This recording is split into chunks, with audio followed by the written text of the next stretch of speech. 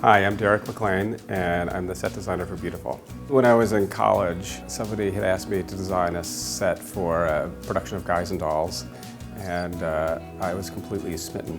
I became obsessed. I didn't know what the hell I was doing, but I decided I really wanted to design scenery after that. I think I've designed 31 Broadway productions now. I have a fondness for repeating objects. I enjoy making patterns out of things that are often sort of innocuous or ordinary. I like taking something and then just riffing on it. Creating a world out of those objects, those things from the play, I think can be exciting. Beautiful takes place in a lot of offices. Most of them are in the Brill building.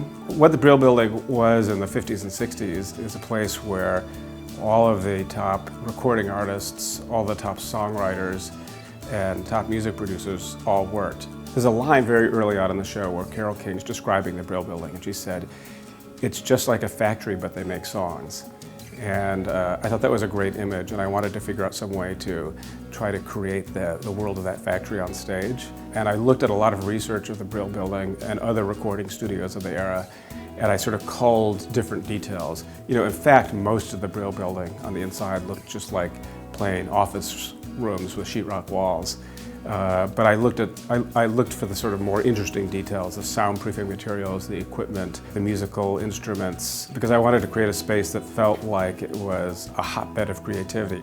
One of the things about the show that was a challenge when I first read it is that there are lots and lots of scenes at different parts of the Brill building. So there's a lot of sliding pieces in it. We use some sliding panels that go back and forth frequently during the show. These in particular are made up of different types of speaker grill cloth, the kind of brown and tan grill cloth that you would see on the front of an old speaker. It's my own little joke. It's a sort of tapestry of a speaker cloth. Carole's office is sort of this. There's a piano and a piece of furniture upstage with a record player around it, and a door leading into the office.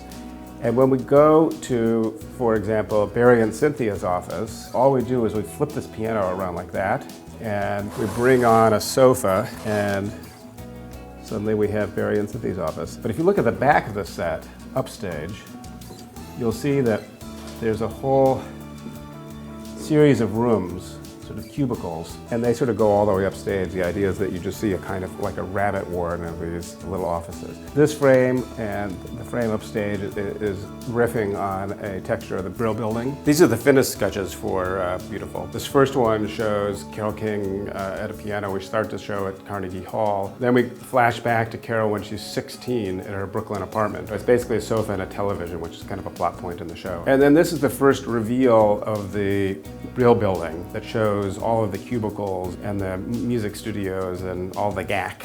This is the Drifters performing on Broadway, and those performance numbers become much more show busy, a little bit flashier, and they kind of lift us out of the gritty realism of the Brill building. At the very end of the show, we return to Carnegie Hall. It looks a little more glamorous, and basically what we do for that is we fly in a series of backlights that point straight out at the audience, and they give it a more rock and roll feeling for the end of the show. It was a puzzle, figuring out how to create all of these offices, some of which, on the page seem like they might be utterly mundane places, and figure out how to lift them into something that feels poetic and a little bit beautiful and has some atmosphere, and also be able to get us from scene to scene quickly. It was a real challenge, and that was exciting. I like puzzles like that.